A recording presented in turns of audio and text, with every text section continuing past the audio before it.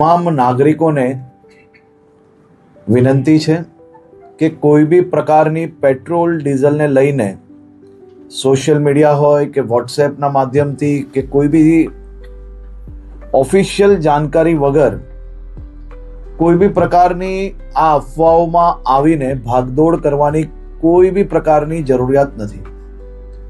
રાજ્ય સરકાર અને ખાસ કરીને કેન્દ્ર સરકાર દ્વારા આ જથ્થાઓ અને સપ્લાય માટેનું ડેલી નિરીક્ષણ થાય છે અને રાજ્યને તમામ પેટ્રોલ પંપો પર પેટ્રોલ ડીઝલ માટે પૂરતી વ્યવસ્થાઓ પહોંચી વળે તે માટેની સંપૂર્ણ તૈયારીઓ બી છે. મારી રાજ્યના સૌ નાગરિકોને બે હાથ જોડીને વિનંતી છે કે આ પ્રકારની વાતો કોઈનો બી વોટ્સએપ મેસેજ આવ્યો હોય અને સીધું જ આપણે બીજા લોકોને ફોરવર્ડ કરીએ.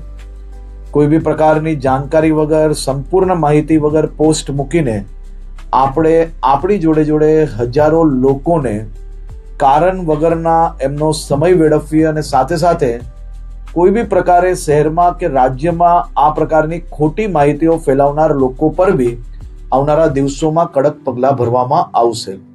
ખાસ કરીને વિનંતી છે કે કોઈ ચિંતા કરવાની આવશ્યકતા નથી. પેટ્રોલ ડીઝલ સંપૂર્ણપણે બધા જ પેટ્રોલ પંપ પર મળી રહે તે માટેની વ્યવસ્થાઓને ખાસ કરીને મુખ્યમંત્રી શ્રી બી દર 2 દિવસે એનો રિવ્યૂ લઈ રહ્યા છે અને ભારત સરકારમાંથી બી તમામ મંત્રાલયો આ બધા જ વિષયોમાં રેગ્યુલર રિવ્યૂ એમનું લઈ રહ્યા છે. આભાર.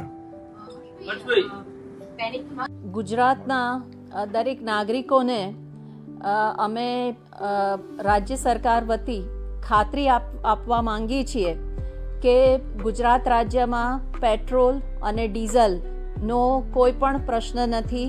બધા જ પેટ્રોલ પંપ ઉપર પૂરતો જથ્થો ઉપલબ્ધ છે તેમજ આપણી પાસે પૂરતો બફર સ્ટોક પણ ઉપલબ્ધ છે. તેથી કોઈ પણ નાગરિકે બિલકુલ ગભરાવાની જરૂર નથી કે પેટ્રોલ પંપ બહાર કોઈ પણ કન્સર્નથી કોઈ પણ લાઈન લગાડવાની જરૂર નથી.